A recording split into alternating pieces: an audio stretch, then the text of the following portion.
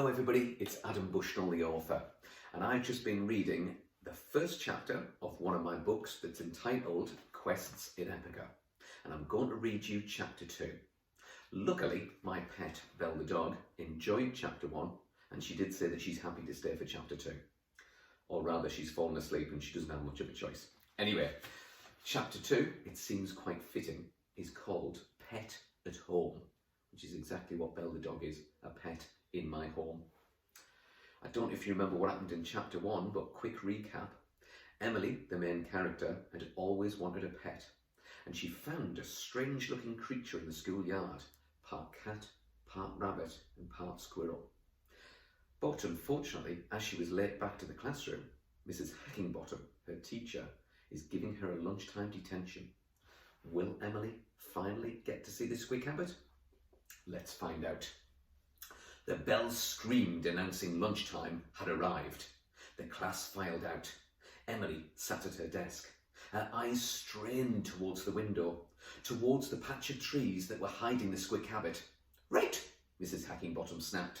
Eat your lunch in here first, then jobs. Emily slowly trudged into the packed lunch trolley and collected her lonely green box. Mrs. Hackingbottom had a pile of big right books in front of her. Your first job is to mark these, she barked. Me? Really? Am I allowed? Of course you are, the teacher threw a thick folder in Emily's direction. This is the school's marking policy. Read it while you eat. Remember to use green pen when you mark. Green. Emily nodded as she opened the folder up with a befuddled expression upon her face. Mrs. Hackingbottom opened a thick book by Andy McNabb and reclined on her black leather chair. She sighed long and loud before settling comfortably to read. Emily slid the chicken from between the two slices of brown bread and secreted them into her pocket. She looked longingly out of the window. There was no sign of her future pet. She read the marking policy and tried to translate from teacher speak into a normal language. She chewed on grapes, a banana and finally a chocolate biscuit before settling to work on the 34 books before her. It took her the whole of lunchtime, but she was finally done.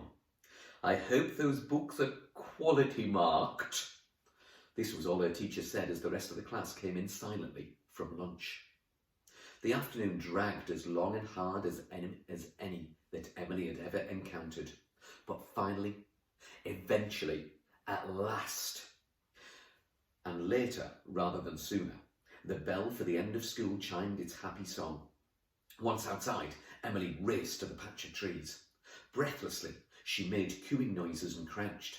She took the chicken from her pocket and clucked. What are you doing? She turned and saw 4 figures above her, Shikonse and her 3 friends. Leah, pronounced Lidasha, Tia Maria and Shamara all sneered. I said, what you doing? Shikonse spat. Emily stood up. Nothing, I dropped something, she mumbled. Well then, you'd better pick it up. The 4 of them moved as one and pushed Emily onto the floor. They skipped away, linking arms and laughing. Emily sat up and a furry figure brushed past her. Squeak habit, she gasped. The creature began to hungrily devour the chicken that had dropped from Emily's hand. Do you want to come with me? She asked. The orange eyes looked up and blinked just once. It was like the little furry bundle could understand her every word. Good, she beamed. You can travel in my school bag. I'll keep it open, but you have to stay down. We don't want anyone seeing you, do we? The squeak habit blinked again and leapt into her gaping bag. Emily partially zipped it up and carefully strapped it to her back. The squeak habit poked its head through the top. It reminded Emily of Luke Skywalker carrying Yoda in the film that Dawn had made her watch. You need to stay down, she whispered. The creature did as it was told, and Emily set off for the school gates and through the estate. Tower blocks loomed large as she passed a row of shops. There were a lot of people, but no one spoke to her, and she made it to her block without attracting any attention. The lift creaked and groaned to the 6th floor. Her flat was number 602. but she knocked at 601. Don opened the door and beamed his thin-lipped old man grin. "Hello there, Emily, love." Emily brushed past him into his flat. "I've got something to show you." She carefully lowered the backpack onto his old leather sofa. Don closed the door and smiled again. "Homework? A nice painting?" "Not exactly," she whispered and gradually pulled down the zips of the bag. All was silent and still. The musty flat froze with excitement for a moment or two, and then the bag moved. The face of the Squick Habit poked slowly out from the opening. "A cat," said Don. "Where'd you find it?" Emily smiled and sat next to the bag, sinking into the soft, worn leather. She patted her lap. The Squick Habit lifted its head, and the rabbit ears fluffed forward. The creature shook its head free and lunged, tipping the bag onto its side. Green paws freed the body, and it padded over to Emily, swishing its squirrel tail. Emily stroked its head in it as it circled her lap, trying to find a comfortable spot. "Have we got any food we can give it?" Don didn't answer. Emily looked up and saw the old man shaking his head. His eyes were wide and he looked terrified. His hands were clasped over his wide, gaping mouth. "Oh no, Emily," he whispered. "Oh no." "What is it? What's wrong?" "You have no idea what you've got there. You've got to send it back." And that's the end of chapter 2.